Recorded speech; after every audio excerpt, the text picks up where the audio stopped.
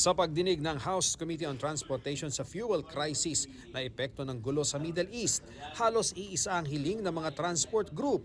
Ibasura ang oil deregulation law, lalo't ang Department of Energy na ang nagsabing wala silang magawa sa presyo ng langis dahil sa batas.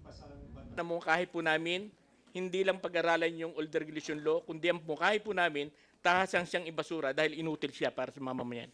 Itong batas na ito, hindi po kami nakonsulta no ito aprobang maging batas. Hirap na po dahil po dyan sa batas na yan. Ang tawag ko po sa sarili ko po, hindi na po batas ngayon po yan. Gatas na po. Sabi ng Department of Energy, may inihanda silang dokumento para maamyendahan ang oil deregulation law.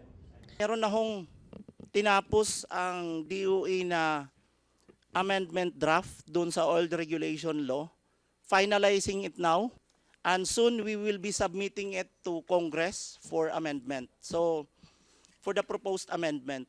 Nang tanungin ng GMA News ang DOE para sa mga detalye, tumanggi ito dahil di raw otorisado si Director Rino Abad na isa publiko ito.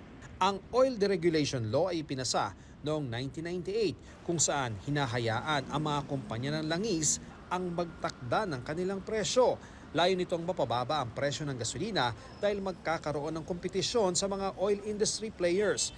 Pero sa taas ng presyo ng gasolina ngayon, sinasabi ng chairman ng komite na baka napapanahon ng baguhin ito. What's happening right now is an eye-opener. So basically, ako lagi sinasabi ko nga marami naman mga batas dyan, but we should adjust, adapt to the changing times. And I think ngayon is talagang tama na napapanahon na.